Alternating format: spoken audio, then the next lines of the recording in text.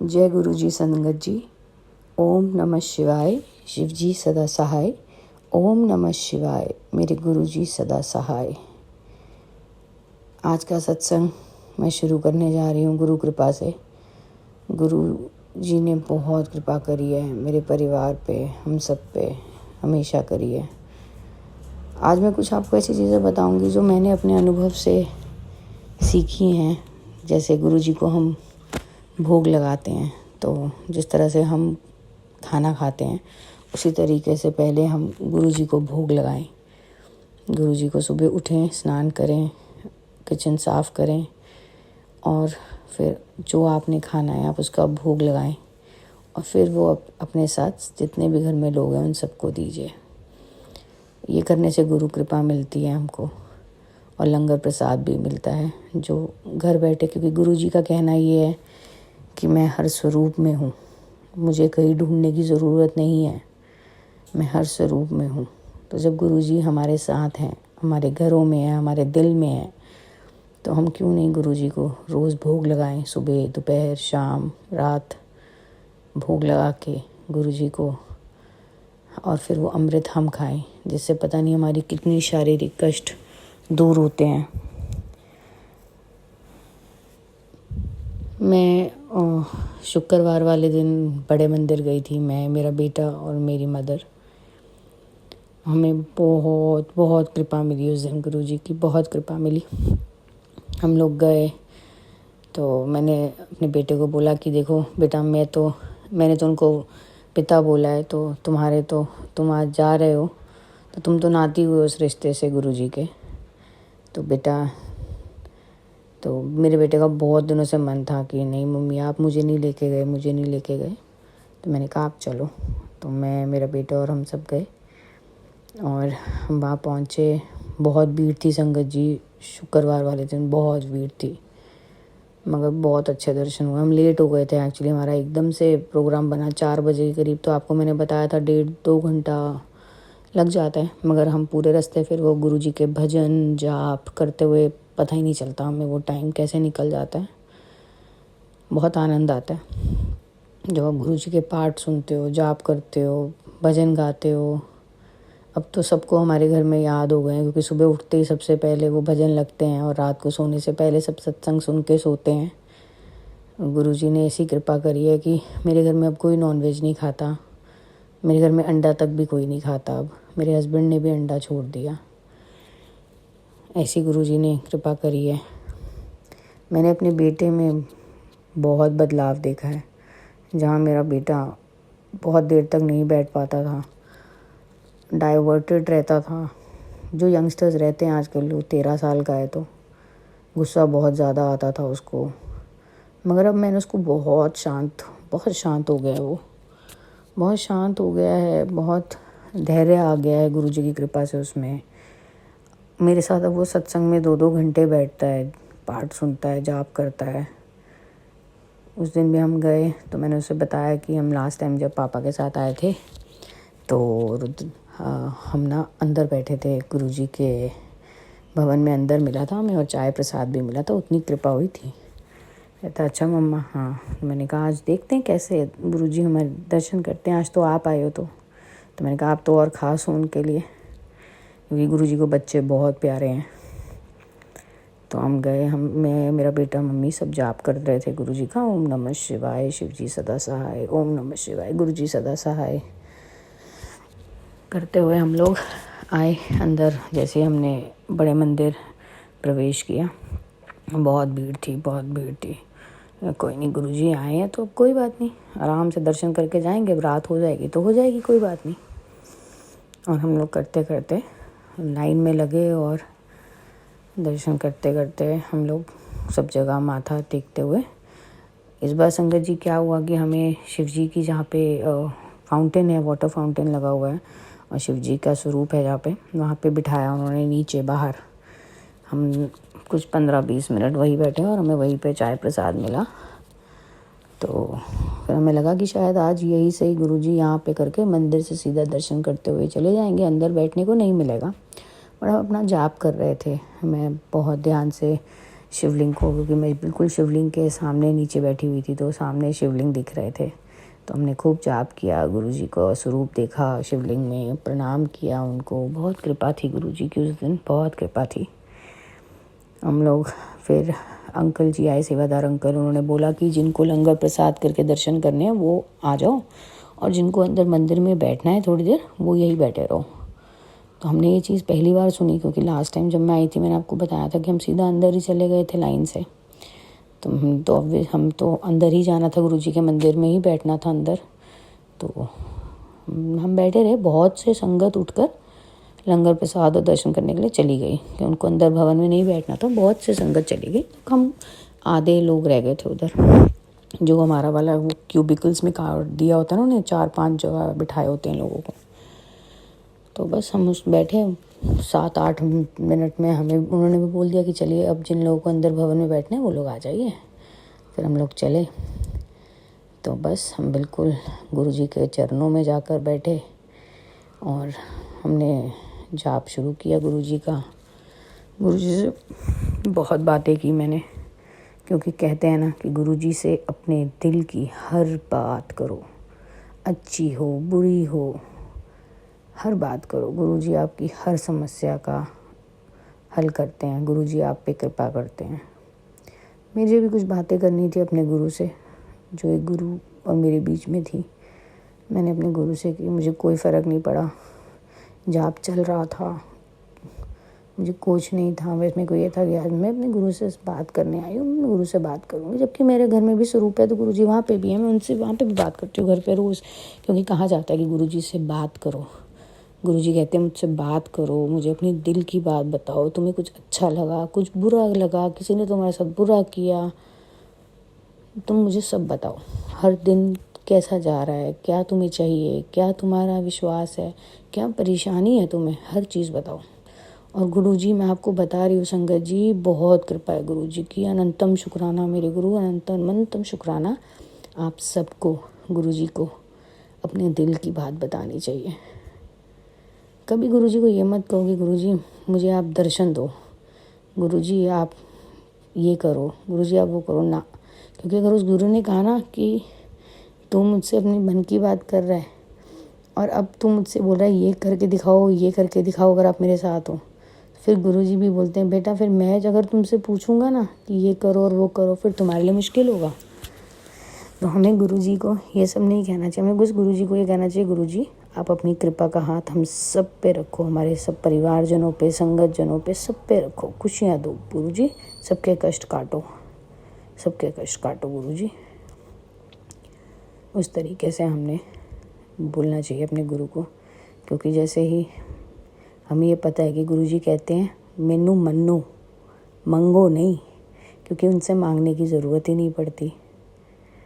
आप सिर्फ अपने मन में भाव रखो, मन ही मन उनसे बात करो, वो आपकी हर समस्या, हर परेशानी का अंत करते हैं, आपको खुशियाँ देते हैं और बताते हैं। वो खुशियाँ मिलने का तरीका ही यही है, आपको बताते हैं कि मैं हूँ तुम्हारे साथ, तुम क्यों चिंता कर रहे हो, क्यों इस सोच में हो, क्यों मुझे ये कहते हो कि भाई गुरुजी आप ऐसा करके दिखाओ तो हम मानेंगे आप हमसे प्यार करते हो। गुरुजी अब ऐसा नहीं, ये अब मुझे समझ में आया कि हमें ऐसा नहीं करना चाहिए। जब मैंने इतने संगत मैंने खुद सुने तब मुझे समझ में आया कि नहीं, कभी नहीं। गुरु हर वक्त साथ है। गुरु कभी ये मत सोचो गुरु साथ नहीं है। गुरु हर क्षण, हर सांस, हर श्वास में आपके साथ है। इस वक्त भी जब मैं सत्संग कर रही हूँ तो ये भी मेरे गुरुजी ही बुलवा रहे हैं। मैं कोई नहीं होती हूँ, मैं कोई ना हूँ ना होती हूँ बोलने वाली। ये सब मैंने इतने दिन से सत्संग नहीं बनाया, मैं सोच रही थी बनाऊंगी, मगर आज गुरुजी की कृपा हुई और आज मैंने सोचा कि चलो आज मैं सत्संग बनाती हूँ गुरुजी की। और इस तरीके से हम फिर अंदर बैठे, 15-20 मिनट हमने गुरुजी से बात करी। इस बार मैं लोटा लेके गई थी क्योंकि मेरे हस्बैंड को बीपी है, तो मैं नहीं चाहती हूँ कि गुरुजी, मैंने अपने गुरुजी से अरदास करी तो मैंने बहुत सारे लोगों से सुना, बहुत सारे संगत जन से सुना कि लोटा ब्लेस करा के रोज़ उससे पानी पियो। कभी भी ज़िंदगी में कोई भी आपके घर में बीमार हो, कुछ भी हो, तो उस लोटे से उसको जल पिलाओ, वो ठीक हो जाता है और आपके कितने कितने कष्ट कट जाते हैं। तो मैंने वो लोटा लेके गई। मेरे मन में बहुत मैं डरी हुई थी, पता नहीं ब्लेस होगा नहीं होगा, बट फिर मैंने गुरुजी को यही बोला कि गुरुजी ठीक है, जैसे आपकी मर्ज़ी होगी, जो आपकी इच्छा होगी वो हो जाएगा, कोई बात नहीं, इस बार नहीं होगा तो जब आपकी इच्छा होगी तब हो जाएगा। मगर जैसे मैंने सेवादार अंकल जी को लोटा दिया, सेवादार अंकल जी ने गुरुजी की गद्दी पे लगाया और वो मुझे दे दिया। मैं तो धन्य धन्य हो गई कि मेरे गुरुजी भी चाहते हैं कि सब ठीक हो जाए, हेल्दी हो जाए, घर में कोई किसी को कोई भी शारीरिक कष्ट ना हो। तो फिर मैं लाई वो लोटा और हम लोग बाहर चले प्रणाम करते हुए, और फिर हमको लंगर प्रसाद मिला, जल प्रसाद मिला, और हम लोग अपनी कैब में के लिए वेट करने लगे। अब कैब वाले वहाँ पे रश आज बहुत था, तो जितनी भी सेवादार अंकल की गाड़ियाँ चल रही थी वो बहुत लेट थी। वहाँ अगर खड़े रहते तो बहुत लेट हो जाता, क्योंकि हमें 8:30 बज गया था वहाँ पे। तो हमने कहा भाई, मैंने अपने बेटे और मम्मी को कहा कि देखो पैदल चले जाते हैं पार्किंग तक, इतने सारे लोग तो जा रहे हैं, थोड़ा ही रास्ता है तो पैदल चलेंगे। हम लोग पैदल गए। मेरे बेटे ने डंडा उठाया क्योंकि वहाँ पे बंदर बहुत सारे हैं, तो उसने बोला मम्मी रात हो गई है। मैंने कहा कोई बात नहीं गुरुजी साथ है, क्यों चिंता कर रहे हो, इतने लोग जा रहे हैं, इतने सेवादार जा रहे हैं, अंकल लोग खड़े हैं, सेवादार अंकल खड़े हैं, इतने लोग जा रहे हैं, क्यों चिंता कर रहे हो, इतनी संगत है, संगत जी साथ हैं, हम हैं, गुरुजी हमारे साथ है। सबसे बड़ी बात यह है कि हम ऐसी जगह पे हैं जहाँ हमें डरने की ज़रूरत नहीं है। तो 15-16 मिनट लगे हमें बाहर मेन रास्ते तक आने में। तब सेवादार अंकल लोग बहुत ध्यान रखते हैं, तो हम उस तरफ जाने लगे तो सेवादार अंकल ने कहा नहीं दीदी आप लोग अकेले हो, इस तरफ नहीं जाओगे, आप लोग इस तरफ जाओ। तो हमने कहा नहीं अंकल हमारी गाड़ी खड़ी है यहाँ पे कैब। बोले अच्छा ठीक है। फिर एक सेवादार अंकल हमें उस तरफ से देखकर उधर तक छोड़ने देखा उन्होंने कि हम कैब में बैठे कि नहीं बैठे, और हम बैठे और हम सेवादार अंकल लोग चले गए। तो गुरुजी सब पे कृपा करते हैं, हम पे भी करी गुरुजी ने, और सब पे करते हैं।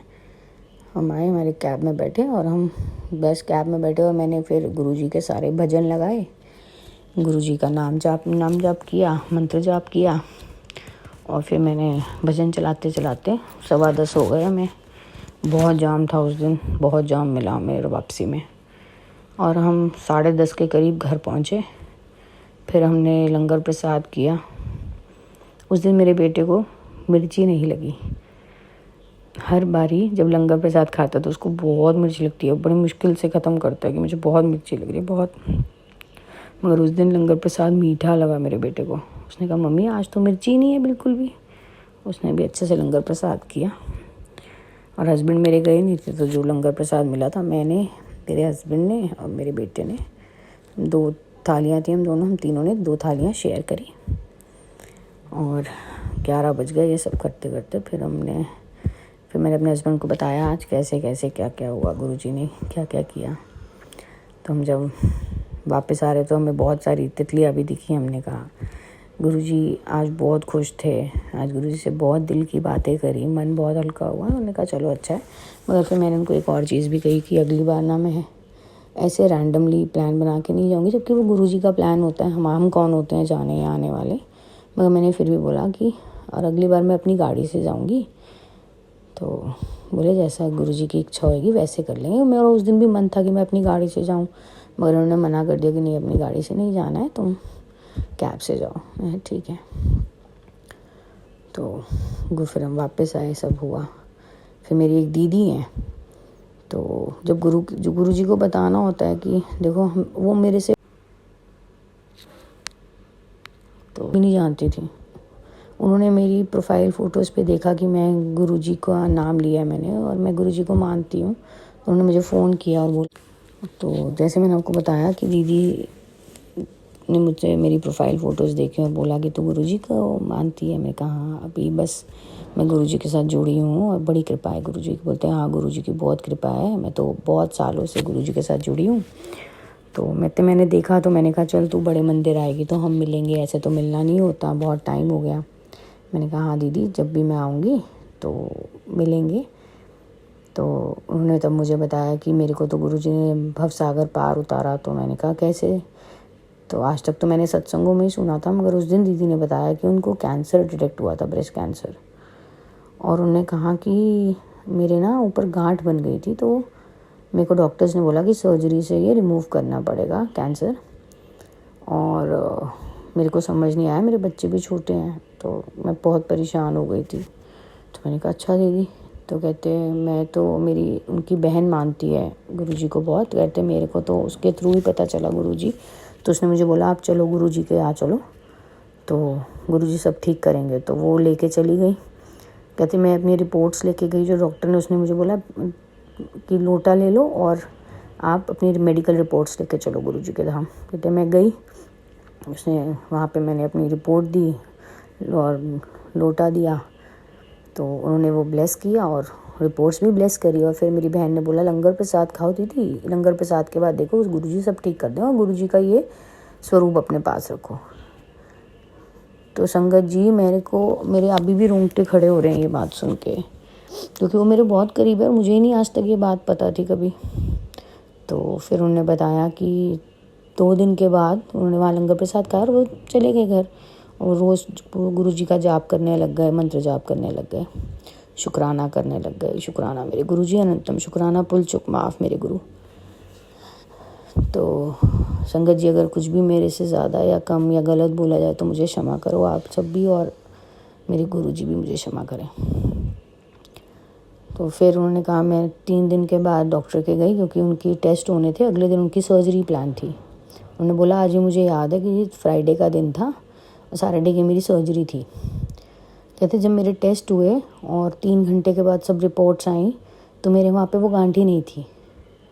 कहते मेरे डॉक्टर भी हैरान हो गए कि ऐसा कैसे हो सकता है, इतनी बड़ी गांठ थी, दिख रही थी। और मैं कह रहे थे, मैं खुद फील कर रही थी कि वो ना मेरे को गांठ नहीं मिल रही थी। मैंने अपने हस्बैंड को भी बोला कि पता नहीं मेरे को वो गांठ कहाँ है, मुझे समझ नहीं आ रही। कहते फिर मुझे लगा शायद अंदर कहीं ग्रो हो गई होगी, कुछ हुआ, क्योंकि इंसान है। कह रहे थे हमें नहीं गुरुजी की पता था कि ऐसा भी कुछ होता है।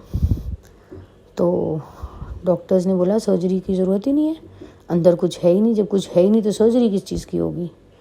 देखो कैसे गुरुजी ने कृपा करी। गुरुजी जैसे आप इन पे कृपा करी वैसे हम सब पे कृपा रखना। किसी के भी घर में कोई भी बीमार हो उसे ठीक करना गुरुजी। मेरी मम्मी हार्ट पेशेंट है, मेरी मम्मी को भी थोड़ा टाइम पहले पैरालिसिस अटैक भी आया था। गुरुजी मेरी मम्मी को भी ठीक करना, मेरी मम्मी को स्वस्थ रखना, मेरी मम्मी को लंबी उम्र देना गुरुजी।